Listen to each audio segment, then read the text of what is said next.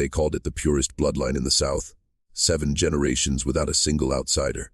7 generations of arranged marriages, cousin weddings, and carefully selected unions designed to keep the family name untainted. The Caruthers family didn't just preserve their wealth, they preserved their blood. And in 1891, after decades of this sacred ritual, the Heir was finally born. But when little Edmund opened his mouth to cry, the sound that came out didn't belong to him. It belonged to someone else. Someone who had been dead for 30 years. This is a story about what happens when a family refuses to let go. When bloodlines become prisons, and when the past doesn't just haunt you, it inhabits you. The Caruthers estate sat on 2,000 acres of Tennessee farmland, built on cotton silence, and secrets buried so deep they became part of the soil itself.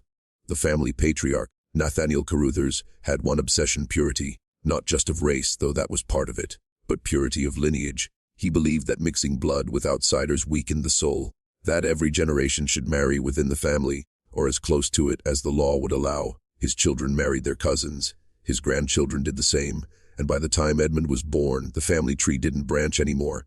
It folded in on itself like a closed fist. But something went wrong. Edmund's mother, Catherine, had been promised to her second cousin since she was 12. The marriage was arranged, consummated, and medicalized. Doctors were brought in to monitor every stage of the pregnancy. Everything had to be perfect. This child was supposed to be the culmination of generations of selective breeding, the proof that the Caruthers method worked. But when Edmund was born, the midwife dropped him. Not out of clumsiness, out of fear, because the baby's cry wasn't a baby's cry. It was the voice of a grown man. Deep, raspy, and unmistakably familiar to everyone in that room. It was the voice of Nathaniel's younger brother, Thomas, the brother who had been murdered 3 decades earlier in a field dispute. The brother whose body was never found. The brother whose name was never spoken aloud again. The family tried to explain it away. Babies sometimes have strange cries, they said. The acoustics of the room were off. The midwife was hysterical, unreliable, probably drunk. But Catherine knew what she heard, and so did her husband, William. Because when Edmund cried again that night alone in his crib, the sound echoed through the halls like a man calling out from the bottom of a well. And the words were clear enough to freeze the blood of anyone who heard them. "Let me out." Catherine stopped sleeping. She would stand in the doorway of the nursery for hours, watching her son's tiny chest rise and fall, waiting for that voice to come again. And it did. Not every night, but often enough. Sometimes it was just a word. Sometimes it was a full sentence. And the voice was always the same. Thomas, the dead brother. The ghost they had tried to bury with silence. William wanted to call a doctor. Catherine refused. She knew what doctors did to children like this. They locked them away, studied them, destroyed them. So instead, she did what the Caruthers family always did. She kept it secret. She told the staff that Edmund had a condition affecting his vocal cords.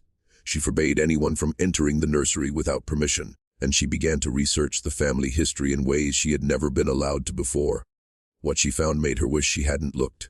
Thomas Caruthers had been the youngest son, the rebellious one, the one who questioned the family's obsession with purity. He had fallen in love with a woman from town. A woman with no family name, no land, no bloodline worth preserving. Nathaniel forbade the marriage. Thomas threatened to leave. And then, one morning, Thomas was gone. The official story was that he ran off, abandoned the family in shame.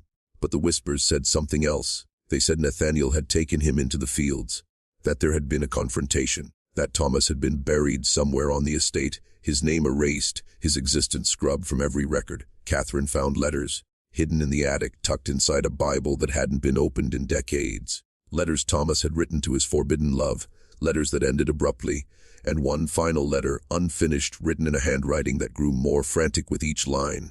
"They are coming for me. If you find this, know that I did not leave willingly. I will not rest until the truth is spoken." Catherine burned the letters that same night, but it didn't matter. The truth was already speaking, through her son. Edmund grew, but not the way children are supposed to grow. His body developed normally. He learned to walk, to grasp objects, to recognize faces. But his voice never changed. When he spoke his first words at 18 months, they came out in that same low, adult rasp. Ma sounded like a threat. Papa sounded like an accusation. The household staff began to quit without explanation. One maid claimed she heard Edmund having full conversations with himself in the dark, except it wasn't himself. It was 2 voices. The child's thoughts, struggling to form sentences, and Thomas's voice, answering back. Catherine started drinking laudanum to sleep. William stopped coming home before midnight, and Edmund, alone in his nursery, began to remember things he had never experienced. He would describe the fields in winter, the way the frost looked on the cotton before harvest. He was 3 years old. He had never been allowed outside. He would talk about a woman named Margaret, the way her hair smelled like lavender, the way she laughed when he told her they would run away together.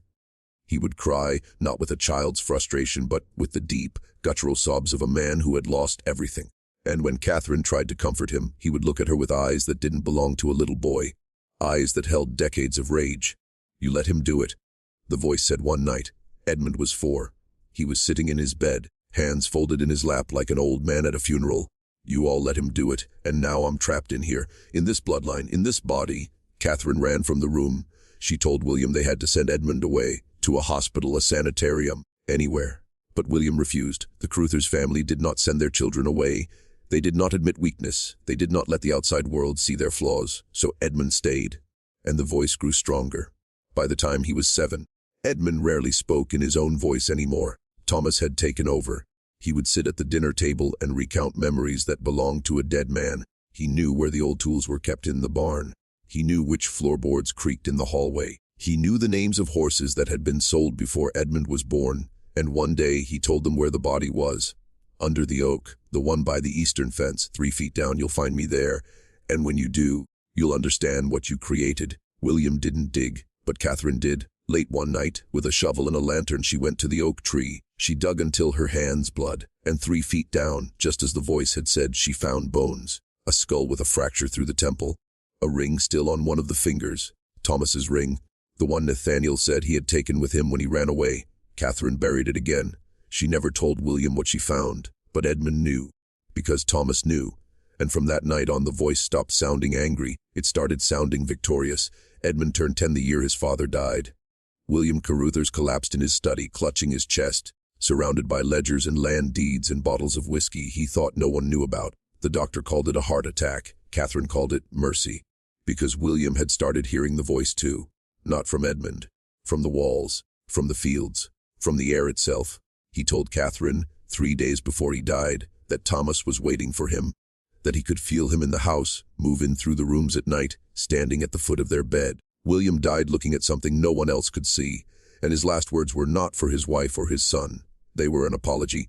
"I should have stopped him," William whispered. "I should have told." After the funeral, Catherine tried to leave. She packed a single bag, took what money she could carry, and made it as far as the front gate before Edmund appeared. He was standing in the road, barefoot, nightgown soaked with dew. But it wasn't Edmund looking back at her. It was Thomas. "You're not going anywhere," the voice said. Calm, cold. "This family stays together. That's the rule, isn't it? That's what Father always said. Pure blood, pure legacy. You don't get to run from what you are." Catherine returned to the house. She never tried to leave again. The years that followed were a slow descent into something worse than madness. Edmund stopped pretending to be a child. He walked like Thomas, spoke like Thomas, developed Thomas's tastes, his habits, his hatreds. He would sit on the porch at dusk and stare at the fields the way Thomas used to. He started wearing his father's old clothes, even though they didn't fit. And when Catherine tried to hire tutors, governesses, anyone to bring some normalcy into the house, Edmund would drive them away with a single conversation. He would tell them things no child should know. Family secrets, hidden debts, affairs, crimes, things Thomas had witnessed before his death, things that should have stayed buried. By the time Edmund was 15, the estate was rotting, the staff was gone, the fields went unworked. Catherine lived in 3 rooms of a 20-room house, drinking herself into oblivion while her son paced the halls, muttering in a dead man's voice. And then, one morning, Edmund did something no one expected. He asked for a shovel. "I want to see him," Edmund said. Except it wasn't Edmund asking. It was Thomas. "I want to see what's left of me. I want to know what it feels like to look at my own bones." Catherine tried to stop him, but Edmund was stronger now. He went to the oak tree. He dug, and when he unearthed the skeleton, he sat beside it for hours, speaking to it in whispers no one else could hear. When he finally came back to the house, his hands were black with soil, and his eyes were empty. "I'm not leaving," he said. "Not until every last one of you pays for what you did. Not until this bloodline ends the way it deserves to." Edmund turned 18 in 1909, the same year Catherine stopped eating. She didn't announce it, didn't make a show of it. She simply stopped putting food in her mouth. She would sit at the table across from her son, watching him consume meals with the appetite of a man twice his age, and she would drink water until her hands shook. The staff was long gone. The neighbors had stopped visiting. The Caruthers name, once spoken with reverence in every town from Nashville to Memphis, was now whispered with suspicion. People crossed the street when Catherine came to town. Children were pulled inside when Edmund walked past. Something was wrong at that house. Everyone knew it. No one wanted to be the one to say it out loud. Catherine lasted 6 weeks. When they found her, she was in her bed, hands folded across her chest like she'd arranged herself for burial. There was no note, no explanation. But Edmund knew, because Thomas knew, she had starved herself to escape him, to escape the voice, to escape the truth of what her family had done. And in her final days, she had whispered the same thing over and over, so quietly the walls barely caught it. Forgive me, forgive me, forgive me. But forgiveness wasn't something Thomas was interested in. After Catherine's death, Edmund inherited everything.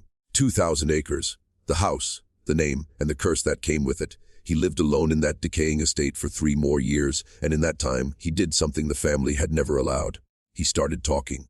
To journalists, to historians, to anyone who would listen. He told them about the murders, about the incest, about the children born with deformities that were hidden away or left to die. He told them about the cousin marriages, the forced unions, the daughters who were promised to uncles before they could read. He told them about Thomas, and he told them that Thomas was still there, still speaking, still waiting. Most people thought he was insane, but some believed him, and those who visited the estate said the same thing. They could hear it too. A second voice, layered beneath Edmund's. Older, angrier, a voice that didn't belong to the living. If you're still watching, you're already braver than most. Tell us in the comments, what would you have done if this was your bloodline? Would you have run, or would you have stayed to face what your family buried? Edmund Caruthers died in 1912. He was 21 years old. They found him in the field, near the oak tree, a pistol in his hand and a hole through his temple, the same place Thomas's skull had been fractured. The coroner ruled it a suicide. But the groundskeeper, the one man who still came to the estate once a week to check the property, said he heard 2 gunshots that night. Not 1, 2, fired seconds apart, as if someone had tried to kill the voice first, and then himself. The estate was abandoned. The land was sold off in parcels over the next 2 decades. The house burned down in 1931 under circumstances no one could explain, and the Caruthers name disappeared from record. But the story didn't end, because in 1958, a construction crew working on a new development in that part of Tennessee unearthed something they weren't supposed to find. A second grave, unmarked, shallow, and inside it, the bones of a child. A child no one had ever reported missing. A child with a fractured skull that matched the injury pattern of Thomas Caruthers. No one knows who that child was. But the locals say if you go to that land at dusk, you can still hear it. A voice layered doubled, speaking from somewhere beneath the soil, saying the same thing over and over. Let me out. There are no living descendants of the Caruthers family. The bloodline ended with Edmund. No cousins came forward to claim the estate. No distant relatives appeared at the auctions. It was as if the family had been erased, not just from the land, but from history itself. The county records from that era are incomplete. Entire years are missing. Birth certificates were lost in a fire. Death certificates were never filed. And the few documents that do exist are contradictory, listing the same names in different years, the same deaths reported multiple times, as if the family itself couldn't decide what was real and what was buried. But the land remembers. The people who live there now, the ones who built homes on what used to be Caruthers soil, they report things. Voices in the early morning. Shadows that move through the fields when no one is there. Children who wake up speaking in voices that aren't their own. One family moved out after their 5-year-old son started describing a man named Thomas who visited him at night. A man who told him stories about being trapped, about bloodlines that turn into cages, about families that love each other so much they suffocate. The boy's parents thought he had an imaginary friend, until he started speaking in that voice. The low, raspy voice of a man who had been dead for over a century. They left within a week. The house has been empty ever since. In 1983, a historian named Dr. Raymond Collier tried to write a book about the Caruthers family. He spent 2 years researching, combing through archives, interviewing the few remaining locals who remembered the stories their grandparents told. He visited the land. He stood where the house once stood. And he recorded hours of audio notes, documenting everything he found. But the book was never published. Because halfway through writing it, Dr. Collier started hearing a voice on his recordings. A voice that wasn't his. A voice that seemed to respond to his questions, even though no one else had been in the room. He destroyed the recordings, burned his notes, and refused to ever speak about the Caruthers family again. When asked why, he would only say one thing: some stories don't want to be told, they want to be continued. The truth is, we don't know what happened in that house. We don't know how many children were born and hidden away, how many bodies are still buried on that land, how many voices were silenced in the name of purity. But we know this: the Caruthers family believed that blood was everything, that keeping it pure, keeping it contained would make them immortal. Instead, it made them a prison, a bloodline so tightly wound that it strangled itself. And when Edmund was born, he wasn't just an heir, he was a vessel, a final resting place for all the rage, all the guilt, all the horror that family had tried to bury. Thomas didn't possess Edmund, he inherited him, the same way Edmund inherited the estate, the name, and the sins of everyone who came before. That's what happens when you refuse to let the past die. When you trap it in bloodlines and silence and soil, it doesn't disappear, it waits. And when the conditions are right, when the blood is pure enough, concentrated enough, it comes back. Not as a ghost, as a voice, a memory made flesh, a truth that refuses to stay buried. The land where the Caruthers estate once stood is still for sale. It's been on the market for 40 years. The price keeps dropping. No one stays longer than a season, and every time a new family moves in, the same thing happens. The children start hearing voices, the parents start fighting, and sooner or later someone starts digging, looking for something they can't explain, something they feel calling to them from beneath the ground. Maybe it's Thomas. Maybe it's all of them. Every Caruthers who died in that house, on that land, trapped in a bloodline that wouldn't let them go. Or maybe it's something worse. Maybe purity isn't strength. Maybe it's a door, and the Caruthers family opened it so wide, they let something through that was never supposed to walk among the living. If you drive through that part of Tennessee today, you won't find a marker, no historical plaque, no mention of the family that once ruled those fields. But if you stop your car at dusk and roll down the window, some say you can still hear it. Faint, distant, a voice that sounds like it's coming from two places at once, from the past and from something that never left. And if you listen closely enough, you'll hear what it's saying. This bloodline isn't over. It's just waiting for the next heir.